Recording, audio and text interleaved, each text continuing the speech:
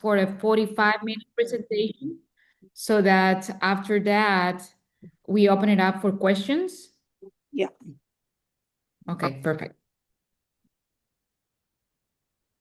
We normally have questions, so, it would be nice. And I can see that there are quite a few people here. Sounds good. So you want the questions at the end? Is that At correct? the end, Anna, at the Okay. end, is that okay with you? Yes, absolutely. Yeah, whatever works for you.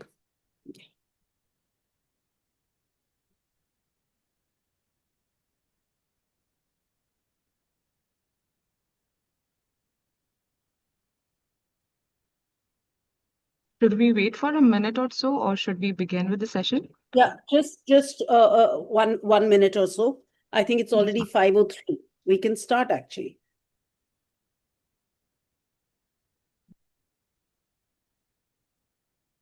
Sure, ma'am.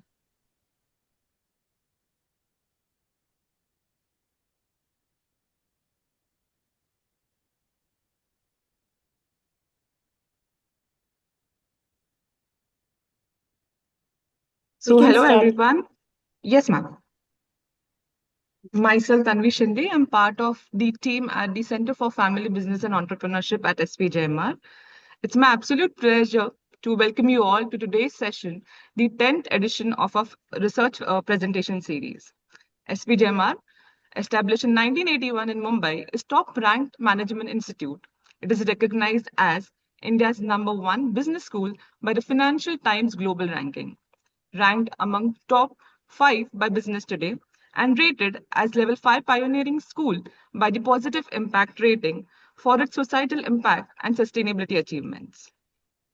The Center for Family Business and Entrepreneurship empowers leaders with skills, networks, and global perspective needed for sustainable growth while upholding strong family values.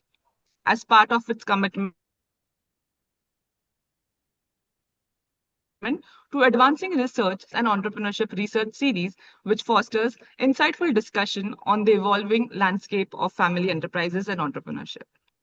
In this session, we are honored to welcome Dr. Ana González, serving as the director of the Family-Owned Business Institute and also an associate professor of management of business at Grand Valley State University. She brings a rich academic background, holding PhD in management, MSc in economics, and bachelor's degree in industrial engineering. Dr. Anna's research spans entrepreneurship, corporate governance, and sustainability in family businesses. Throughout her career, she has been a dedicated scholar, advocate, consultant, and supporter of the family enterprises. She also contributes to her expertise globally by serving on the boards of STEP, Project Global Consortium, a leading international research initiative on transgenerational entrepreneurship. Topic for today's presentation is leadership styles and entrepreneurial orientation, a cross-cultural analysis in family businesses. Please join me in welcoming Dr. Ana González to the 10th edition of our research presentation series. We also look forward to everyone's presentation in this engaging and insightful discussion. Over to you, Dr. Ana. Well, thank you very much, Stanby and Tulsi, for the invitation. I'm looking forward to share this research that we've been doing with my colleagues, Jenny Rodriguez from Universidad Francisco Marroquín in Guatemala, and Juan Gomez from Universidad ICESI in Colombia. So I don't know if you want to start projecting the slides. I don't see. Tambi, please. This is a paper that we submitted about a year ago to a journal. So we're in the reviewing iterations right now. So we tweaked the title a little bit from what you introduced, but of course the main purpose is pretty much the same.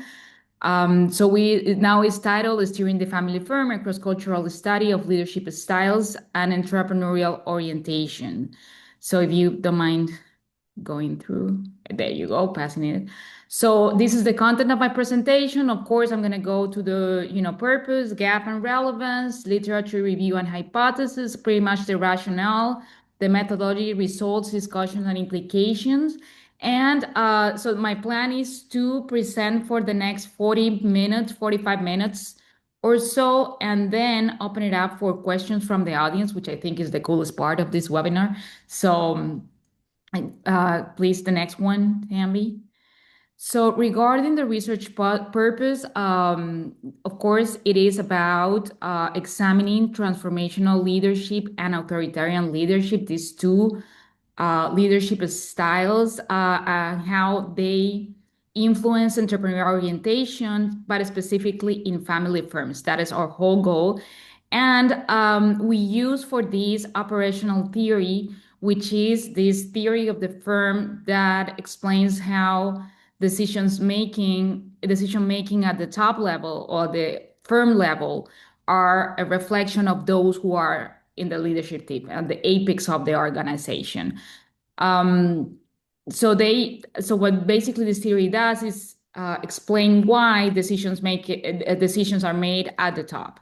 So we use that theory to also assess whether national culture moderates this relationship between these two leadership styles and the different dimensions, three dimensions specifically of entrepreneurial orientation, innovativeness, proactiveness, and risk-taking. Next one, please.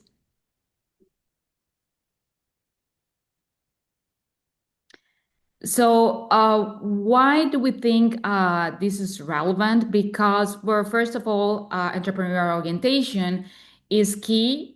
It's a key driver of long-term continuity at the firm level in general. And of course, if you think about family firms as a context, what that means is that this is key for what the owning family wants, right? Continuing the value creation across time and generations. Family firms as well show that they are, of course, heterogeneous. They are not just one entity that, is the same in every single place. So they are driven by governance, different mechanisms of governance, generational dynamics, and stewardship. So of course, that also places nuances in terms of how the owning family or the managers and operators of the firm make decisions, strategic decisions like going entrepreneurial or being innovative, proactive, and risk-taking. Leaders exert unusually strong influence, of course, in making these decisions, but of course, because the family owns the firm, they have a lot of discretion, right? Particularly in private family firms, which is what we are studying here, the database that we have, which is the STEP Project Global Consortium's database from 2001. And obviously, we think that it is interesting to understand how different cultures or country cultures influence this relationship, which of course will have nuances. And again, we want to understand how two leadership styles, authoritarian and transformational, which you think they are kind of opposite or one versus the other, cannot necessarily be that bad, specifically when we're talking about authoritarian, which we usually think, oh, that's a bad leadership style. And we just kind of went kind of open and see, well, maybe it's not that bad, or it's just that when it happens in family firms, it's just different, like more paternalistic, which is not necessarily a bad thing. Next one, please.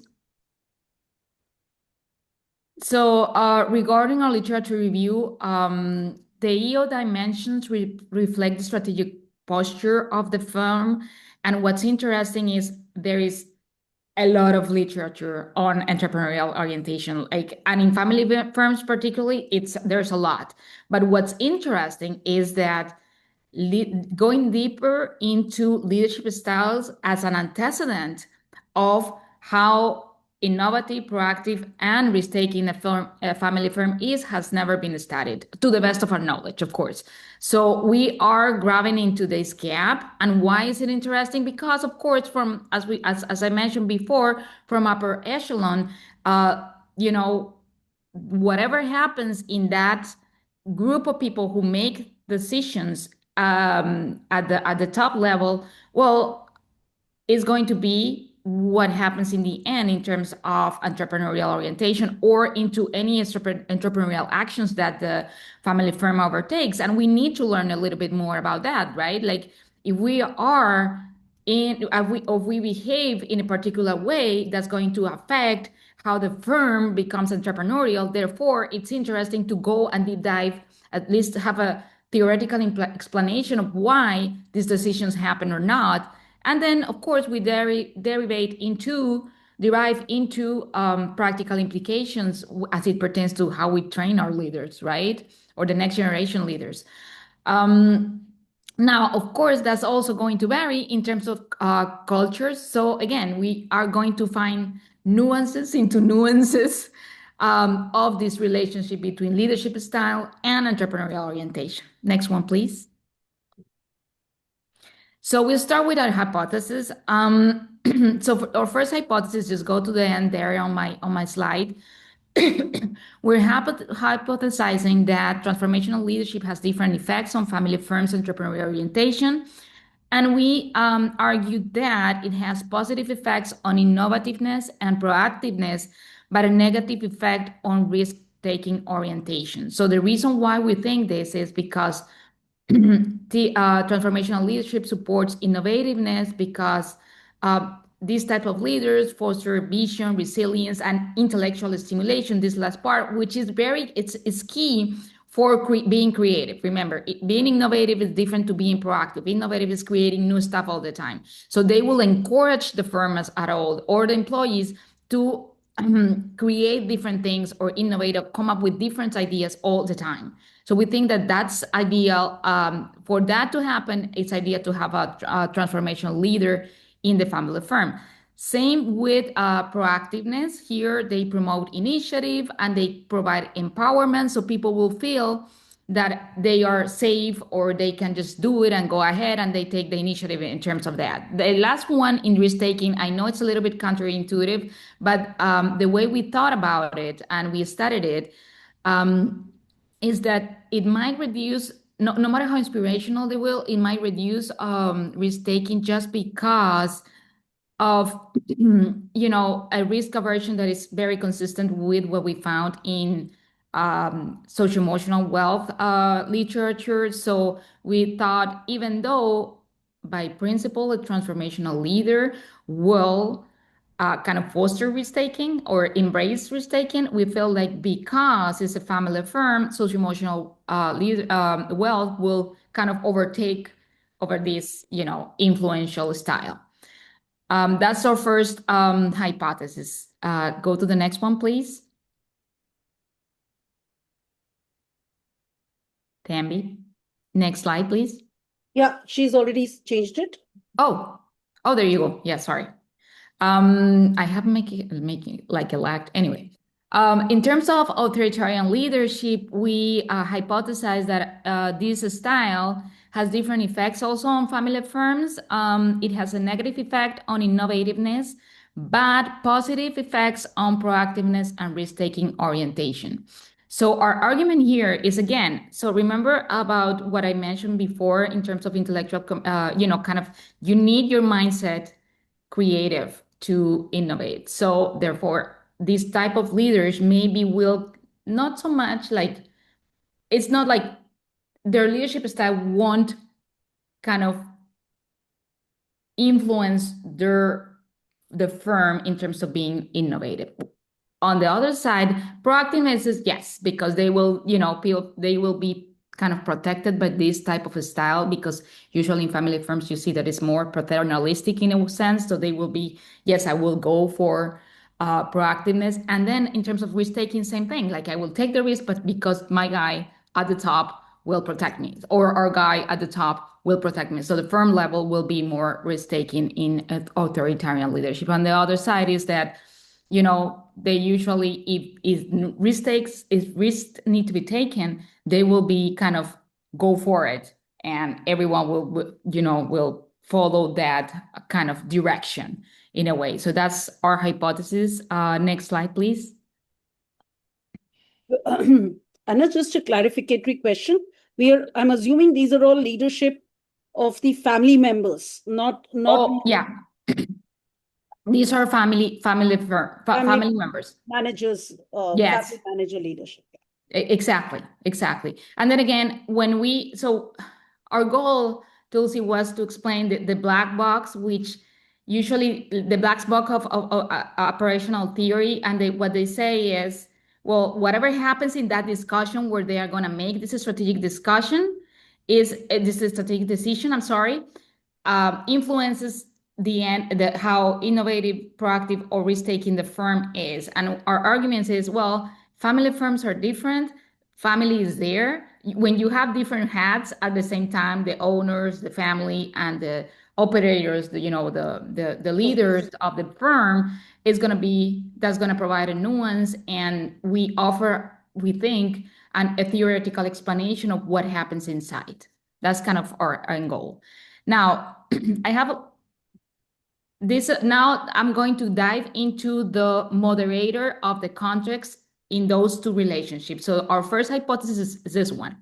The effects of transformational leadership on innovativeness, proactiveness are higher on and on risk taker are lower in cultures characterized by individualism, high power distance, low uncertainty avoidance, high achievement orientation, restraint, and long-term orientation. It will take me the whole webinar to explain why these nuances, but hear me out.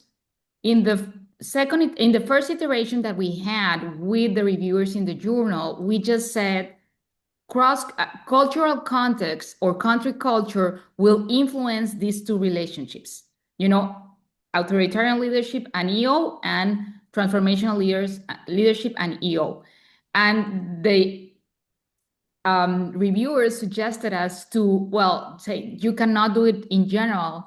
You have to do kind of two sides in a way. You have to say when you expect it to be higher and when you expect it to be lower. So we went with that. Makes sense. It does, but so of course we respected and we went for it because that was a suggestion of the reviewers.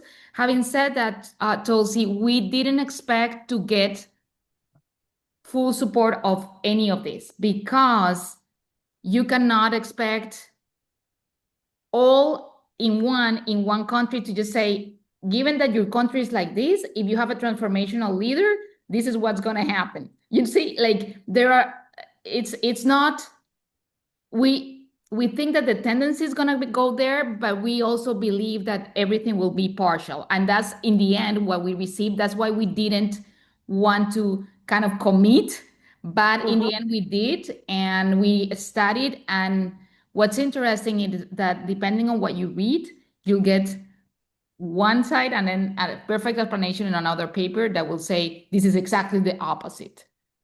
So in the end, we committed to this, and you'll see the results. The next one, please, Tambi. Yes, rolled it. So this one will be the moderation of these different country culture dimensions between authoritarian leadership and EO.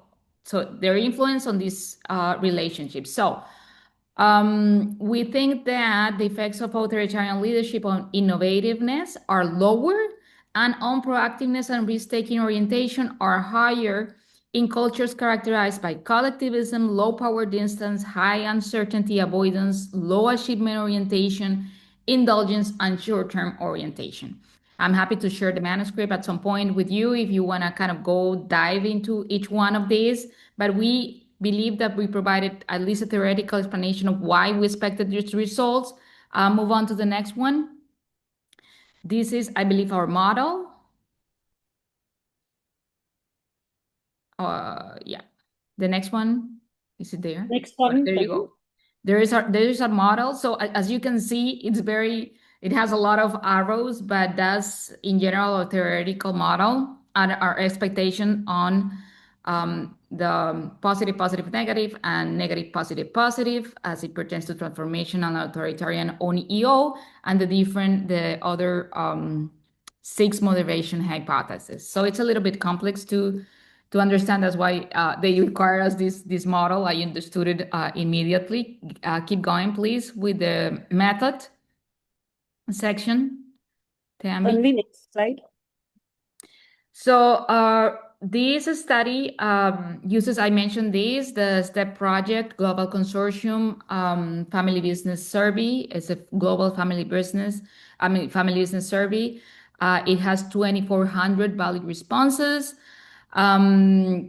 We use, of course, transformational leadership. We measure transformational leadership, authoritarian leadership, and EO.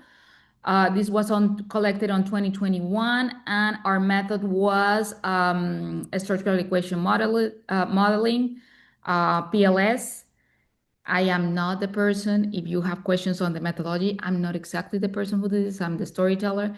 But if you give me, and I cannot answer, I'm happy to, connect you That's with fine. my co-authors who are the experts on this. But anyway, they helped out with the method. Keep going, please. There you go. These are descriptive statistics. I'm not going to dive into those, but just leave it for a couple of seconds and move on to the next one. So did you consider generation also as one of the control variables? I don't think we added it. The controls were not there. Let me Okay. see. Okay. No, we Okay. did. But that's a very good question. And it hasn't come up with the reviewers. The reviewers, I'm surprised No. because Yeah. when you have two generations, then how do you look at their leadership? You can't have a transformational Or you can have, yeah, now that you mentioned, I'm gonna write that down. This is a seminar, so this is very positive. I don't know if I know that it isn't among the controls because the controls are firm size and family ownership. but you could add generation. Yeah.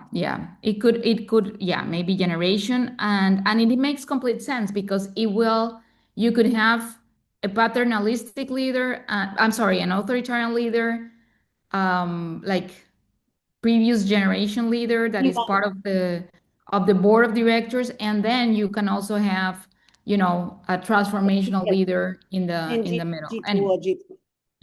yeah, that's very good feedback. I haven't thought about that, but anyway, so these are the discriminant validity results, and let's start there. So when we run the model, the results gave us 5 clusters. So one is egalitarian. We call them according to not the countries that were there, but according to the characteristics of the different dimensions that clustered together. So I'm assuming most of our audience is going to be is from India, I guess. No, So people from outside, if I'm not mistaken. well, my question to you will be, where do you think India will cluster here? So I'll come to that question later, Anna, because I was thinking about it. I won't come in now because India is definitely a collectivist culture, but so you've combined collectivist with short term and individualistic with long term. To Yeah. me, that's a question mark. So I'll come back to that. No, and that's a great point, and that's why I mentioned this, Tulsi, that if you isolate the dimensions, it would completely make sense to go, the relationship between TL and EO is going to be this, but when you mix things, like the different Hofstad's dimensions, Yeah. nuances are going to come in, if that makes sense. So Yeah. we either will go with isolated hypothesis, which would make this a nightmare in terms of the amount of hypotheses that we will have, because we have 2 leadership styles plus 6 dimensions. So imagine that, right? So we said, okay, let's try to do this so that it makes sense. But I understand your question perfectly. But anyway, so India is a cluster with the traditionalists there, which is characterized, I'm going to read it to you, by a moderate level of individualism. So you see, it's moderate in terms of collectivism and individualism. So it's not strictly collectivistic, and a significant degree of power distance accompanied by moderate levels of long-term orientation, so you are kind of in the middle, and motivation toward achievement and success, and a lower degree of indulgence and uncertainty avoidance. That's where India clustered, and this is countries such as India, Kuwait, Lebanon, Morocco, Saudi Arabia, Serbia, Sri Lanka, Thailand, and the United Arab Emirates. So those would be C3. Those will be C3, yes. And we called you traditionalists, not because of the countries, but because of those characteristics that we had there. We had the C5 or the Latin American countries, for instance, that I remember right now. So in terms of who clustered together, it made sense, which, I mean, we know that Hofstede works. So now we go and dive into kind of results. Of course, you see there what got you. Move on to the next one, please, Stanley. There you go. I prefer to use this summary. So here's what's interesting here. So in terms of our relationship between transformational leadership and EO, it was supported for all of them except our risk-taking. So in the end, our argument of socio-emotional wealth was not supported. I mean, in the end, if you have a transformational leader, you got it. I mean, in terms of risk-taking, it's gonna go well, you know? So it's gonna be positive for all of them. That's how we tested it in the model. So it was supported for innovativeness and proactiveness, not for risk-taking. In innovativeness, it got tested. It didn't offer any results. So we couldn't test it, but it wasn't opposed, which is it's okay. And then proactiveness and risk-taking was tested, and it's good to have an authoritarian leader. It positively influences proactiveness and risk-taking. In terms of the moderation of transformational leader of all these dimensions of Hofstede on transformational and EO, we of course expected this partially support. So some moderation was observed on risk-taking in individualistic context.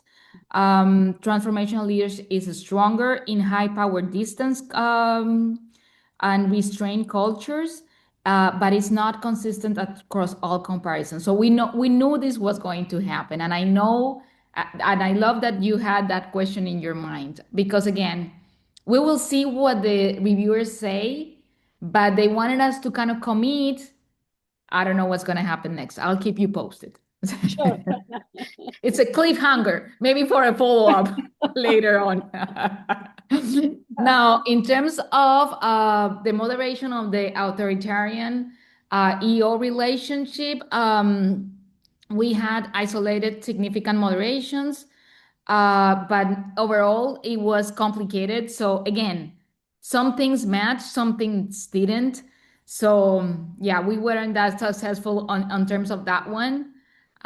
Go to the next one. So this is kind of the discussion part. So this will be kind of the last part of the paper. Transformational leadership, of course, positively affects innovativeness and proactiveness across all clusters, which is awesome. So this is across cultures. It doesn't matter. So again, of course, as expected, transformational leaders are the ones that we want in general, and we hope so in our organizations, family businesses in particular. Unexpectedly, it shows positive effects on risk-taking in several, not all clusters, but in several clusters. So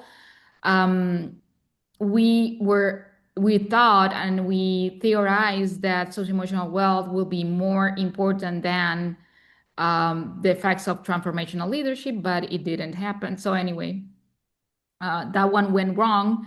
So completely opposite, not wrong, but completely opposite. Authoritarian leadership influences proactiveness and risk taking positively. So this is, I love it because again, we usually think bad about authoritarian leadership. And it doesn't mean that if you're authoritarian, you're a bad leader necessarily. It just means that, again, maybe in family firms, it reduces to a more paternalistic style. So that's not necessarily wrong, and it brings other things. It doesn't mean also that it's perfect. Like, yeah, that's what we should hope for. But being authoritarian is not bad in terms of, again, risk-taking and proactiveness. We feel like the people at the firm level feels more protected in a way to do the job. And because there are long tenures, they feel like their jobs are also protected. So that's why they are proactive and they take initiative because they want to keep their job and they know they will be kept. Employees are like family. That's what we hear all the time. Now, in terms of the cultural moderation, it appears selective.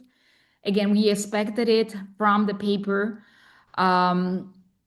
With a stronger effects involving power distance, restraint versus indulgence, uncertainty avoidance, and long-term orientation, both short and so the nuances and the results are on these dimensions. But then again, they change a lot because a country cannot be just one dimension. They are all, and some, counterbalance the others. So it's very hard to just say in individualistic cultures, this is what's going to happen to the relationship. That's the one. Keep going, Tambi, please. The next one. TLC influence overrides family conservatism, which is cool. That's what, again, are an interesting finding as it pertains to, again, this black box in operational theory. So we're very conservative, but if you have a transformational leader, everyone is going to trust and take the risks, that are needed at the firm level. Transformational leadership has a positive effect on risk taking, as I mentioned. So that's perfect, and like that's the leadership style that you should always hope for. But the good thing is that, again, authoritarian leadership's clarity and legitimated power positions support focused action, quick responses, and higher firm level risk taking, which again, you don't see it. We usually perceive, or we know that from many studies, that family firms are not risk takers. And when you have an authoritarian leader, that's not the case. Or good leaders or strong leaders, let's say, both authoritarian or transformational, they will go for the risk. The last one, I believe in the discussion, yes. Cultural clusters explain when leadership behaviors resonate or weaken. So again, we think and we advise it for future research because, again, we didn't have absolute results on the cultural nuances. Therefore, we had these that are very specific: high power distance and restraint. TEL is stronger on innovation and proactivity. Long-term orientation and low uncertainty avoidance makes TL weaker on risk-taking. Low power distance and high uncertainty avoidance makes AL weaker on innovativeness. So leadership and country culture jointly, though partially, illuminate UET's black box. That's how I would leave you today with the results on a paper. Now, I don't know, I'm looking forward to your comments and your questions. Thank you. Excellent, Anna. Thank you, Mansoor, do you want to ask questions? Because he has a set of questions that he has for you. Though some of it is the quant, but maybe you just want to ask her the larger questions. Dr. Mansoor Ali Darazi, if you could just introduce yourself to us.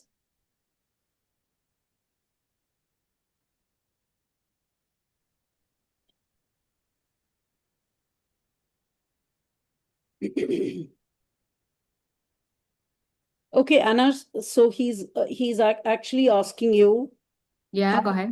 how did you address the CMV bias and what is the contribution of your present research?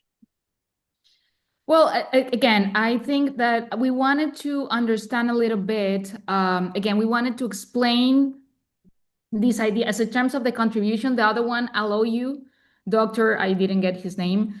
Also, I'll owe you that explanation because I'm not the economist. I mean, the statistician in the team, but I will hold that back to you. But in terms of our contribution, we think that we added and we explained from family business theory what happens at the at the decision making level when you are making strategic decisions in terms of how to become in terms of having or becoming entrepreneurial at the family firm level.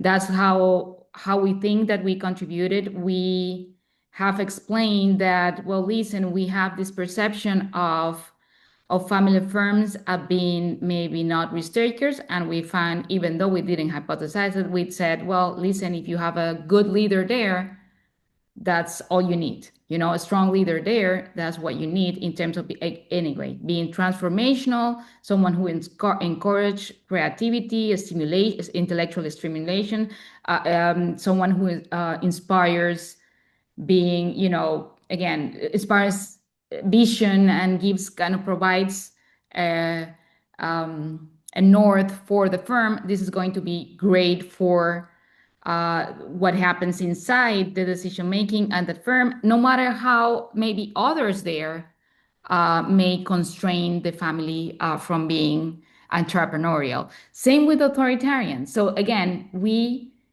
I always feel like in family firms, you tend to have paternalistic leaders, and some paternalistic leaders show authoritarian leadership styles. And we have some sort of this kind of like in our minds, we feel like authoritarian leaders are bad, but that doesn't mean that they are. I mean, it's not necessarily negative as it pertains to firm level entrepreneurial orientation. So I think that we offer some interesting explanations of what happens at the apex of a family firm. That's I believe our contribution. Now, at the country level, our contribution, I'm gonna say, and I'm gonna be open about this, is, well, listen. You can say that India is collectivistic, for instance, as Tulsi mentioned at the beginning, but that doesn't mean that that's gonna drive whatever happens at this in this relationship. What it means is that it's not one country is not one thing, so it's it's a composture of many things.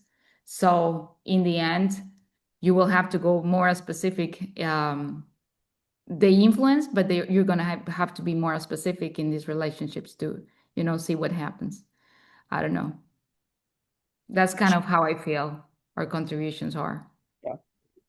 I think basically, as I understood it, I saw it as leadership styles trying to make up for or to mitigate any kind of conservation which comes from the family itself in terms of strategic decision making, whether it is risk taking, whether it is innovation, or whether it is proactiveness. Excellent. Yes, I wish you were a co-author, but yeah, that's that's pretty much what we're doing. And there is a very interesting paper from Rodrigo Vasco, and he says that, well, in the end, what happens at the strategic, at the apex of the organization in a family firm has some micro kind of influences, meso and macro influences. So everything, so again, family firms have micro, like we have individuals making some sort of influence, the family making or the firm making influences, and again, the context making influences. So we're giving here kind of a little bit of that explanation through this paper. That's how I feel. So what was the sample size, Anna? Was it 2000 plus? You took the entire... No, I think it was in the end, we ended up having 1900, I think it's 1962. Okay. Yeah. Okay. Mansoor says, thank you very much and happy to hear from you. Mansoor, can you tell us where are you from? Because I have no idea where you're from. Okay, doesn't matter. I think he doesn't want to reveal. Any other questions? Deepti, Khadija, Manjushri, Mayuk, They are Radhika. shy. Looks like we don't have any questions. I'm from Karachi, Pakistan. Okay. So we have someone from Pakistan joining in. He's from Karachi. Yeah. Well, thank you for joining us. Yeah. No, so it would be interesting to look at and study this database. And if one could look at the orientation style, leadership orientation. Excuse me, leadership orientation versus leadership style. So I'm not very familiar with this paper. I'm not saying this paper. I'm saying no. But explain. So what do you mean by leadership orientation? I'm not very familiar with that literature.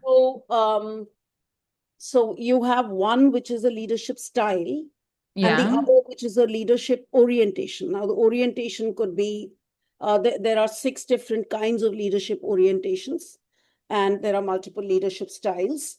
So the orientation could be, it could be a proactive kind of, the orientation itself could be different. Oh, I see. Like orientation, like when we study entrepreneurial orientation at the firm level, Yeah. maybe having that same at the the individual level. Yeah. Yeah. So I don't know. Recently there was a paper, I believe it is from Miruna. It's a co-author where they study. Again, it's not, I don't know if it's orientation, but they studied the big 5, the personality, the big 5 from personality.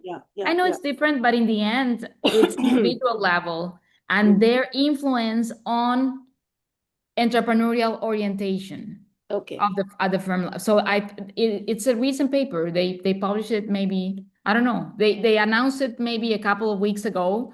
Was on it LinkedIn. Tim Davis, that paper? I think that was the one, isn't it? Maybe. But it's the big 5 and EO, which I found very interesting, and it actually relevant for this. So I don't know. It's a different thing what you're saying, like how innovative, proactive, or risk taker a firm, an individual is, and its influence on the actual firm level. Entrepreneurial orientation. Task-oriented orientation, people's-oriented orientation. So, there are different leadership orientations. Deepti, do you want to come in with that? Maybe she knows a little more about it. Okay. I don't know. I don't know if it's a personality issue. I don't know. Again. No, the orientation is basically a personality trait where you're looking at their behaviors. A style is slightly different. So, no, I understand that a style is different, but yeah. I'll just send you a screenshot of this entire table which has orientations versus styles. Sounds good. Yes, I would love to understand that literature because I'm not familiar. No, it's interesting. Yeah. I haven't worked in this area too much at this point of time, but I've been looking at it definitely, yes, in other contexts. So transformational leadership, transactional leadership, and orientation are reflective second-order constructs, says Mansoor. Yeah, okay, all right. Yeah. So I think the next one is going to be Thomas. Oh, nice. Thomas, he's amazing. Yeah. So yeah, he's amazing. Get Thomas to come in and do something as well. Any other questions?